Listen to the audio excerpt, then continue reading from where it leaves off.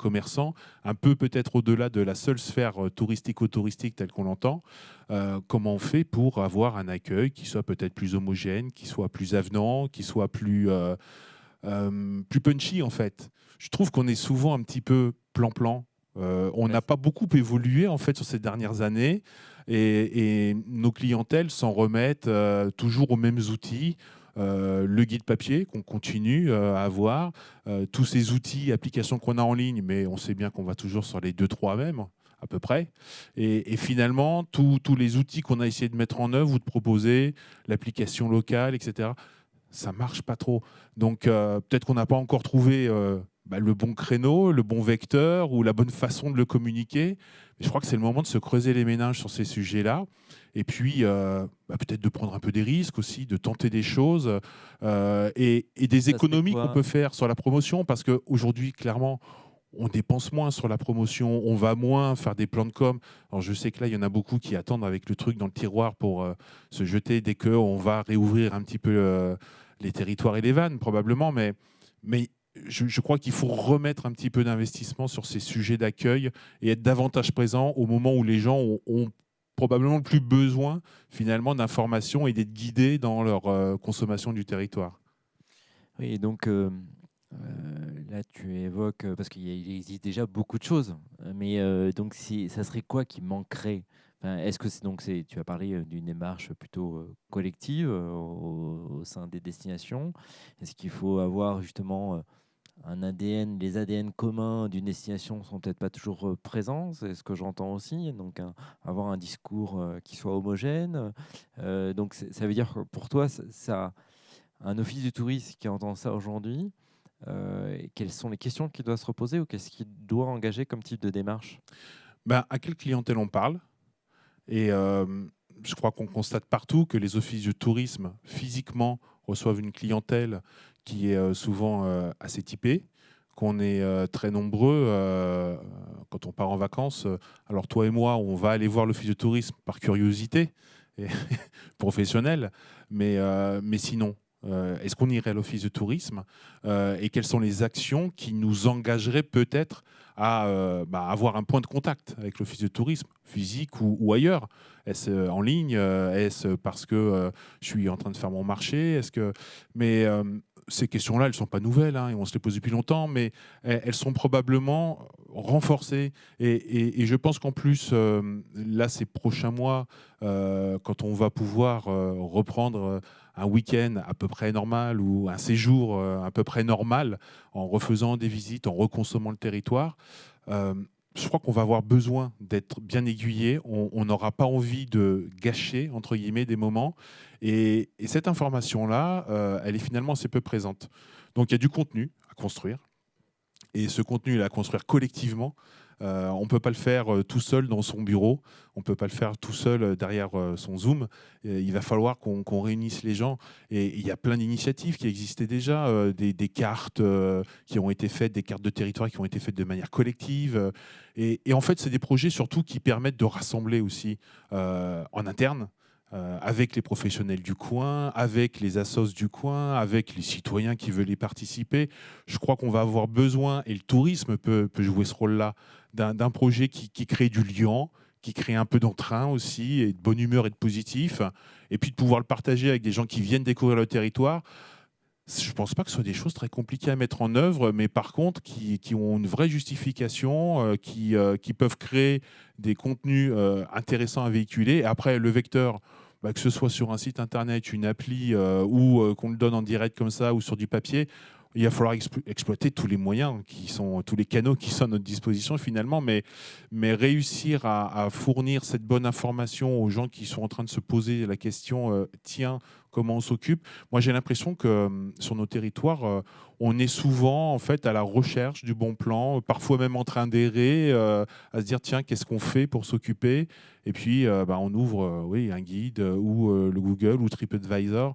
Est-ce qu'on n'a pas mieux à proposer et comment on va le faire connaître pour que les gens reviennent en fait vers ces institutions qui normalement sont garantes de l'expertise locale et qui aujourd'hui sont plus considérées comme telles par la plupart des clients. Mmh. En fait, ce que tu es en train de nous dire, c'est que faut qu'on revienne à certains basiques. Et puis que là, ce qui se passe, c'est une vraie opportunité en fait pour même des offices de tourisme de retrouver des responsabilités, des fonctionnalités sur un territoire. Ben, je crois qu'il y a une vraie responsabilité vis-à-vis des professionnels qui, pour certains, vivent des moments très difficiles. Pour certains, ont déjà mis la clé sous la porte. Et on sait que voilà, il y a les premiers PGE à rembourser qui vont arriver. Il y a une saison qui n'est pas encore entamée. Donc il y a des difficultés. Le rôle, à mon avis, des pouvoirs publics, c'est évidemment de les accompagner, pour l'instant financièrement. C'est l'État et les collectivités qui jouent leur rôle. Du point de vue du bras armé sur le terrain, que ce soit un CRT, une ADT ou un office de tourisme, ça va être probablement de les accompagner avec du conseil, avec des actions, avec des projets qui permettent d'être plus visibles, d'être mieux consommés par les bonnes clientèles. Et donc là, il y a sûrement effectivement des actions, des projets à mener en concertation avec tous ces acteurs-là. Je pense, je vais le dire peut-être un peu crûment, mais c'est peut-être pas le moment de refaire son site internet. On le sait, ça prend beaucoup d'énergie, de temps, ça mobilise. Je ne dis pas qu'il ne faut pas le faire, et moi je fais des AMO de site internet, donc ça m'intéresse un peu quand même. Mais Vous avez compris le message. je pense que le temps est quand même peut-être venu de se concentrer sur comment on va faire pour accueillir les gens qui vont venir sur notre territoire et faire en sorte qu'ils le consomment au mieux pour eux, comme pour nos professionnels du territoire. Donc, ce qui voudrait dire qu'aujourd'hui, il faut moins s'intéresser aux cibles marketing et plus, alors, dans notre jargon, c'est plutôt aux personas. Et à partir de ces personas-là, donc ça veut dire des groupes de personnes qui ont des comportements assez identiques et s'intéresser au parcours client pour être dans la gestion justement de ces parcours clients. Donc moins, voilà, on laisse un peu le marketing de côté, les sites internet, et on essaie de réfléchir plutôt à des groupes homogènes de comportements, donc dans le jargon des designers qui sont sur d'autres tables rondes, ils disent ça, donc des personas, et on voit sur tout un parcours client ce qu'on peut proposer à des visiteurs. Ça serait un... Alors, on a une problématique sur le parcours client et sur la gestion de la relation client, c'est qu'on n'a souvent pas la donnée. On n'a pas la donnée de qui a un email ou un 06 et à quel moment il vient sur le territoire. C'est vrai que si on l'avait, ça nous aiderait à être beaucoup plus pertinent et à faire des propositions en amont, anticipées, plus personnelles. Aujourd'hui, on peut proposer des points de contact. On a vu des offices de tourisme qui, voyant le succès de Zoom, d'un point de vue professionnel et pour les apéros, ont proposé des rendez-vous sur Zoom. Alors je pense que nous, en tant que professionnels qui passons des journées sur Zoom, on n'a pas du tout envie de ça. D'autres, peut-être, trouvent ça hyper intéressant et d'avoir quelqu'un en visu. Donc il y a cet aspect, connaître, oui, ses clientèles, savoir de quoi elles ont besoin, à quel moment et par quel canal elles vont vouloir cette information. Et ça, enfin, c'est pas pareil, c'est pas nouveau, mais force est de constater qu'on est encore un petit peu faible sur ces sujets-là. On a investi à peu près tous les canaux, et quel que soit son niveau de compétences, de ressources humaines et financières ou de touristicité, entre guillemets, tout le monde est sur Internet avec une page Facebook, un compte Instagram et j'en passe et des meilleurs. Sans forcément aujourd'hui savoir quel est le canal utile pour tel type de clientèle ou pour tel autre. Et je pense qu'on a les données, globalement, on sait qui vient, à quel moment, même si là, en ce moment, il peut y avoir des surprises et des changements avec les conditions de déplacement, mais globalement, on a une petite idée. Et pour la saison à venir, on sait que ça va peut-être ressembler à celle qui vient de se passer. Comment on peut essayer d'anticiper? On est à quelques mois, finalement, ou peut-être quelques semaines d'une réouverture. Qu'est-ce qu'on peut créer sur le territoire pour faire en sorte de maximiser à la fois l'expérience et la consommation des gens qui vont y venir? Je pense que c'est vraiment la question à se poser. Quelles sont les complémentarités qui peuvent exister entre professionnels? On sait que certains ont dû se réinventer, ont dû trouver de nouvelles valeurs ajoutées pour leurs prestations, s'adresser à de nouvelles clientèles. Et je pense que pour un professionnel aujourd'hui, c'est dur d'avoir cette vision à 360 degrés. C'est peut-être aussi le rôle justement des pouvoirs publics que de les aider à dire toi tu fais ça, toi tu proposes ça. Vous savez que vous pouvez monter un produit ensemble qui correspond tout à fait à cette clientèle-là qu'on voit de plus en plus sur notre territoire. Je pense qu'il y a ce rôle d'accompagnement à de nouveau mettre en œuvre, qui était traditionnellement celui que pouvait joindre l'Office de tourisme, mais qui a été peut-être un peu délaissé ces derniers temps parce que ça marchait bien et relativement bien tout seul. Dans cet état d'esprit là de rationalisation, là, ce matin, tu évoquais euh, l'effort à faire en termes de mutualisation de stratégie, ou voire donc de stratégie de moyens. Et ça, sur une destination, tu vois donc des mutualisations entre qui et sur quoi, en fait. Qu'est-ce qui, pour toi, en tout cas, sans partie, justement, en partant pas de l'épiphénomène, mais qu'est-ce qui, si on avait une règle un petit peu hiérarchique des choses, qu'est-ce qui pourrait se mutualiser facilement et qui ferait faire à la fois des économies de moyens aux destinations ou entre destinations et socio-professionnels? Est-ce que tu as des idées? Alors, c'est une question très très à chaud, mais c'est pour dépasser en tout cas peut-être l'idée des intentions justement à ce que pourrait être un plan d'action. Bah, je pense que globalement, il faut peut-être qu'on fasse preuve d'humilité, de savoir où est notre place et à quel niveau, à quel moment justement du parcours client.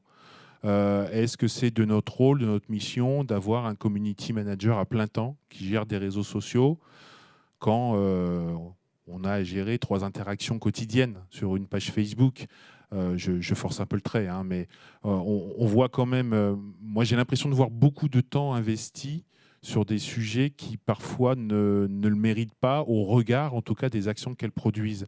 Et à côté de ça, on a pu délaisser certains plans, certains pans complets des rôles et des missions d'un organisme public qui gère du tourisme sur un territoire, parce qu'on l'a consacré à d'autres choses et qu'on ne peut pas non plus se démultiplier. Donc oui, je pense qu'il y a de la mutualisation à faire. On évoquait ce matin le projet Ibres Connexion. Euh, la techno et tous ces outils, plateformes qu'on met en œuvre, elles demandent des investissements, elles demandent de la maintenance, elles demandent des compétences. Et on ne peut pas les gérer à chaque niveau de strate territoriale jusqu'au plus petit.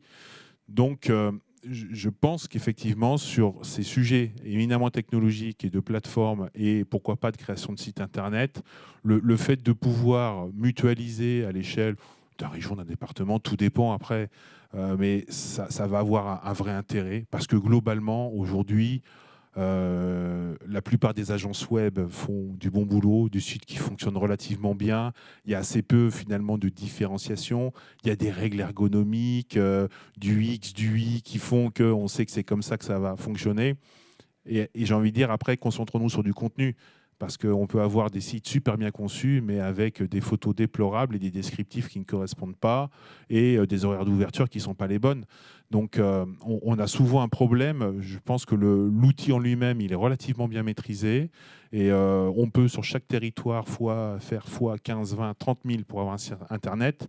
Mais une coquille qui serait conçue à un niveau supraterritorial et qui serait la même pour tout le monde, elle fonctionnerait aussi bien et elle coûterait probablement beaucoup moins cher. Sur la gestion, par exemple, d'un community manager qui va gérer toutes ses présences en ligne aussi, est-ce qu'aujourd'hui, on a besoin d'avoir ces micro-pages sur chaque territoire? Est-ce que entre la communication de peut-être la communauté de communes ou la mairie et celle de l'office de tourisme, il n'y a pas des redondances? Enfin, il y a de l'humilité, je pense, à remettre et à se concentrer sur les choses qu'on peut réellement faire, sur lesquelles on a un vrai impact. Je crois que ce soit au niveau des élus et des techniciens, il faut qu'on se repose la question de où est-ce qu'on peut avoir un vrai rôle à jouer et où est-ce qu'on peut faire la différence pour notre territoire et pour nos professionnels. Et pour faire en sorte, évidemment, que les gens, soit qui vivent sur le territoire et qui veulent juste avoir un petit moment de loisir pendant le week-end, ou des vacanciers qui vont venir y passer une semaine, tout simplement, ils passent un bon moment et qu'on les aide à découvrir quelque chose et qu'ils ne soient pas livrés à eux-mêmes ou à quelques outils en ligne qui n'ont pas forcément la bonne information, ou en tout cas l'expertise de la destination, comme nous, on peut la posséder en interne. Et là, donc tu citais Ibres Connection, hein, c'est assez exemplaire comme démarche. Est-ce que tu as d'autres exemples sur d'autres territoires qui pourraient, parce que là, du coup, on est en région Bretagne, mais est-ce qu'il y a d'autres exemples inspirants sur d'autres sujets, peut-être que ce que porte Ibres Connection? On parlait, Il y enfin, avait la région sud aussi, peut-être a eu, alors je sais pas si et aussi des sujets aussi de mutualisation, de démarches? Ouais, je crois qu'il y a plein de sujets qui sont intéressants comme ceux-là. On parlait du community management. Il y en a qui ont recruté justement des CM qui sont partagés entre plusieurs territoires. La même compétence est capable justement de gérer ça ou de faire appel à la bonne personne pour trouver le bon renseignement et le répercuter en ligne. On a des exemples d'expérimentation sur les mobilités. Notamment sur le fait d'avoir de l'intermodalité entre les transports. On a souvent des plateformes qui sont gérées à une échelle régionale et qui peuvent être reprises par des API. On devient un peu technique, hein, mais un système qui va permettre sur chaque site, qu'on soit à un niveau très local, départemental ou régional, d'avoir le même outil pour aller d'un point A à un point B en utilisant train, bus, voiture, tout moyen de transport possible. Je crois qu'il y a des sujets comme ça où on arrive à travailler ensemble, et puis il y a des sujets où chacun tire un peu dans son coin. C'est le cas de la communication, parce qu'on veut être présent, on veut être vu. Et là, il y a un aspect évidemment un peu narcissique de chaque destination qui peut se comprendre, mais qui, dans la rationalisation et surtout, je pense, dans l'idée de trouver le bon angle pour être vraiment efficace par rapport à ce dont ont besoin les territoires et nos visiteurs, nécessite probablement qu'on se repose, qu'on remette des arbitrages sur des sujets comme ceux-là. Euh, Tu es bien placé pour savoir qu'on a plein d'entreprises et de startups qui ont plein d'idées pour aider les territoires à être plus efficaces, à être plus innovants, mais on ne peut pas mettre tous les mêmes outils au même endroit parce qu'on n'a pas le personnel pour gérer tout ça, parce qu'on n'a pas un client en face qui va télécharger X applications ou aller sur des dizaines de sites pour préparer son séjour ou le vivre sur place. Donc il faut aussi qu'on ait des choses qui soient plus simples à utiliser. Je crois que c'est une des leçons là aussi qu'on peut tirer, c'est qu'il faut que ce soit simple. Le paiement sans contact, ça marche parce que c'est simple. Zoom, ça a pris un super essor parce que c'est aussi relativement simple, plus simple que l'ont été certains de ses concurrents au préalable, et dont on a vu qu'aujourd'hui, ils sont un peu en perte de vitesse. Et je crois que la technologie, il faut qu'elle s'efface. C'est ce qui fait que les gens l'adoptent, c'est parce que c'est presque naturel et ça ne demande pas une grande complexité d'usage. Ce matin aussi, justement, je rebondis là-dessus. Donc, tu as dit, bon, les technologies, il faut faire attention sur la multiplicité des technos qu'on peut choisir. Mais tu avais un regard qui était plutôt justement sur ces aspects-là, marketing, toutes les technos, alors sur les interfaces, réseaux sociaux, autres, etc., pour donner plus d'audience. Je te rejoins aussi là-dessus en disant, là, on est peut-être arrivé au bout de certaines choses et il y a peut-être maintenant des reports de regard sur d'autres endroits, dans d'autres interfaces pour l'innovation. Mais si on doit échanger là-dessus, est-ce que justement les startups, sur quel pan du parcours client, sur quel pan en tout cas de l'accompagnement des collectivités, des destinations, elles doivent plutôt plus s'intéresser? Là, tout à l'heure, moi j'étais sur une table ronde avec Damien Catala de chez Daub, qui lui n'est pas dans des innovations qu'on appelle dans le jargon MarTech, de technologie pour le marketing, mais plutôt dans des process métiers pour les OGD. Est-ce que c'est ça? Est-ce qu'il faut se concentrer sur des solutions qui permettent d'industrialiser des process et que justement la ressource humaine au sein des OGD se concentre sur d'autres choses, sur les contenus par exemple? Est-ce que, donc si on avait un zoom hélicoptère et qu'on devait conseiller des OGD, c'est voilà, on leur ferait gagner du temps, on leur ferait gagner de l'argent en appuyant sur quoi? Est-ce que tu vois des choses plus Je n'aurais particulières? pas la prétention d'apporter Voilà. une réponse claire à ça, mais on en revient toujours à est-ce qu'on peut anticiper un peu la demande du client et lui apporter la bonne réponse au bon moment. C'est évidemment le Graal qu'on cherche. Donc de Et, la data, remonter la data chaude et ouais, qui soit prédictive. ouais, alors prédictive Au moins la data chaude. ouais, au moins que ça arrive au bon moment et que la data soit juste, qu'elle soit bonne. Mm. Déjà, ce serait déjà pas mal. Que les gens aient envie de nous donner leurs coordonnées pour qu'on leur délivre cette information. Parce que le problème, c'est que bien souvent, on ne l'a pas. On en parlait avec un autre intervenant. C'est dommage qu'on n'arrive pas à se partager. Alors, il y a le RGPD simplifie peut-être pas les choses. La protection des données est évidemment un sujet important, mais c'est dommage qu'on n'arrive pas à se partager ensemble, à savoir quelle personne va être sur le territoire à tel moment et que je puisse lui envoyer de l'info en lui disant et tu sais que ce soir, il y a un super marché nocturne où tu peux venir manger avec toute ta petite famille, avec tes amis. Alors, c'est ce qu'on attend. Enfin, en Alors tant que c'est ce qu'on attend effectivement. visiteur. Et qu'on n'est pas souvent, en tout cas, informé du bon endroit où on va trouver cette information et qu'on peut l'avoir par un coup de chance ou parce que notre hébergeur nous en a parlé ce matin, mais qu'on va passer souvent à côté. Alors peut-être que c'est une bonne chose, sinon on serait trop nombreux à y être, peut-être, je ne sais pas. Mais je pense qu'on a besoin de trouver des canaux qui vont nous permettre d'informer les gens, ceux qui ont envie de le savoir en tout cas. Et je pense qu'on en a une bonne partie qui aujourd'hui serait preneur d'une information qualitative de ce type-là. Mais qui ne pense pas à l'office de tourisme pour aller lui demander, qui n'est pas informé du canal qui va être le plus pertinent pour avoir cette information-là. On voit que, par exemple, sur les aspects donc relations clients, CRM, les stations de ski ont souvent un temps d'avance parce qu'elles sont dans une dynamique de resort, parce qu'elles possèdent cette information de séjour, parce qu'elles ont souvent des centrales de réservation qui sont assez fortes et qu'elles ont les contacts de leurs clients. Et ça leur permet de les adresser de façon beaucoup plus pertinente de ce point de vue-là.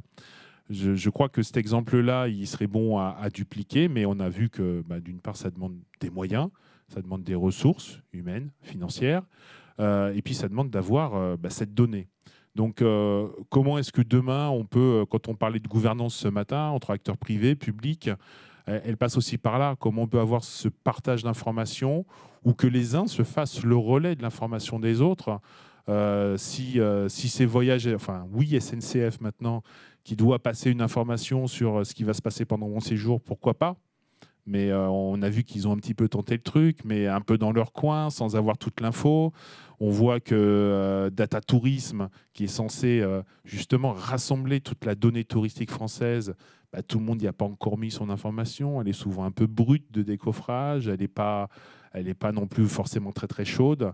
Donc voilà, il y a encore sur la techno à avancer et puis que les gens aient envie d'un peu plus partager, qui sera le bon émissaire finalement pour transmettre l'information jusqu'au dernier maillon et faire en sorte qu'on ait une meilleure information une fois qu'on est sur place et qu'on consomme plus et mieux. Ça reste encore à définir. Merci Ludo.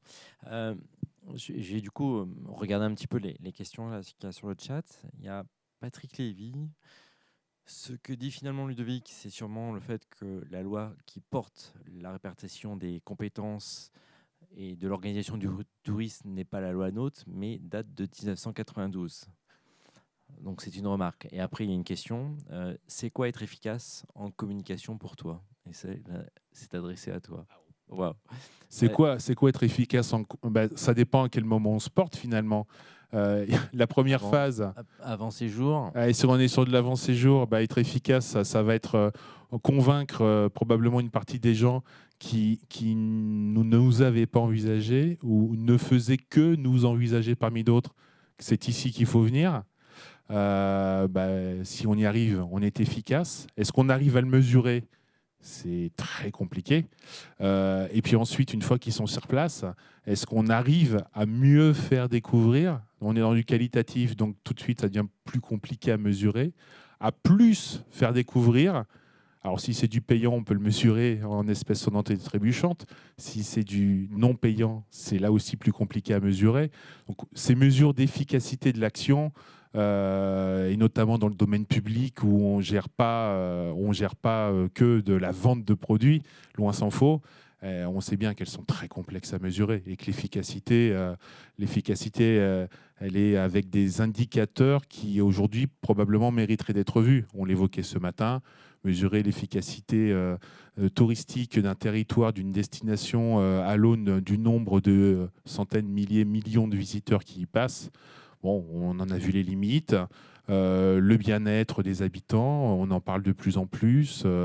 La consommation sur place, voilà, c'est très complexe et Patrick est bien placé pour le savoir. de répondre à cette question, bien évidemment.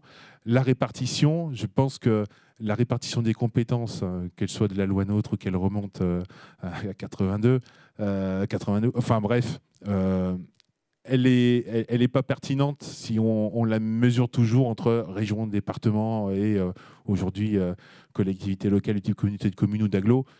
Parce que nos territoires sont tous différents, parce que nos destinations ne sont pas administratives, et Patrick le sait bien aussi, je pense qu'on partage ce point de vue.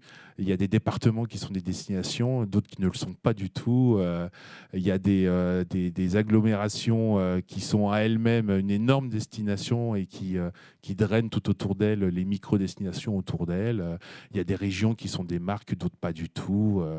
Et je crois que c'est difficile aujourd'hui déterminer que c'est au niveau d'une région qu'on doit faire la promo internationale, quand parfois, évidemment, c'est la grande métropole de la région qui est la destination internationale, et que peut-être que la région, elle, doit se préoccuper justement d'irriguer et de créer de l'intermodalité, du déplacement, de l'itinérance autour de cette grande métropole.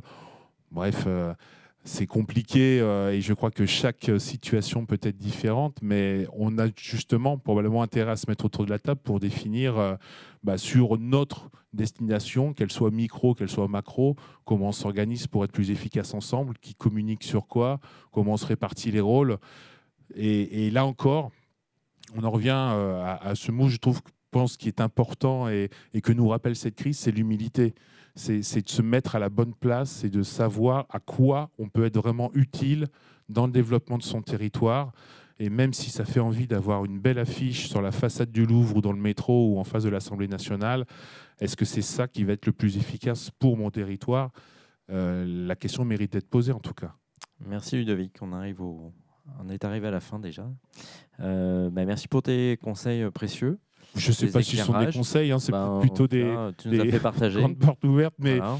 On en revient à des choses qui sont peut-être relativement basiques, que j'entends, qui ne sont pas très concrètes, mais c'est le bon sens. Ouais, je pense que en fait, c'est le bon sens qui doit gouverner nos actions, et puis c'est essayer de voir où est-ce qu'on peut vraiment apporter quelque chose en plus, et surtout vis-à-vis aujourd'hui de nos acteurs privés sur le territoire qui ont besoin peut-être qu'on leur donne un coup de main, qu'on les aiguille, qu'on les accompagne. Quand je vois encore le nombre d'hébergements qui sont malheureusement dans l'incapacité de gérer eux seuls une politique tarifaire cohérente sur les différentes plateformes où ils sont distribués, il y a vraiment besoin de les accompagner là-dessus. Encore faut-il qu'ils acceptent de venir aux formations qu'on leur propose, bien évidemment. Mais voilà, il y a encore beaucoup de sujets où on a besoin de faire matcher en fait, des compétences d'un côté, des attentes de l'autre, des demandes qui ne sont pas forcément perçues encore. Voilà, en tout cas, on avait aussi Catherine Laurent qui est intervenue sur le chat et en tout cas qui proposait justement qu'il y ait des mutualisations d'actions entre hébergeurs, puisque a priori, si je comprends bien, elle est hébergeur dans l'hôtellerie, et devoir avoir un croisement d'actions avec les offices du tourisme du territoire. Oui, il y a des acteurs qui se sont découverts des complémentarités pendant cette crise, encore une fois, et il y a des choses qui vont rester. Donc il y a aussi du positif à en tirer. Il y a des gens qui arrivent à se renouveler, à penser à d'autres produits, pour d'autres clientèles. Et puis les collectivités, dans le rôle, ça va être vraiment de les accompagner sur ces sujets-là et de leur donner les moyens de le faire, et surtout de réussir à ne pas faire de l'entrisme, à vraiment essayer d'être en collaboration avec tous les acteurs. Conseil, les fondamentaux, le bon sens et ouvert à tout le monde et dans la collaboration. Ouais, et puis festif aussi, parce qu'on a vraiment envie de faire la fête quand même. Très clair. Merci Ludovic. Avec plaisir. Bonne fin d'après-midi. Merci. À bientôt. Emmanuel. Au revoir.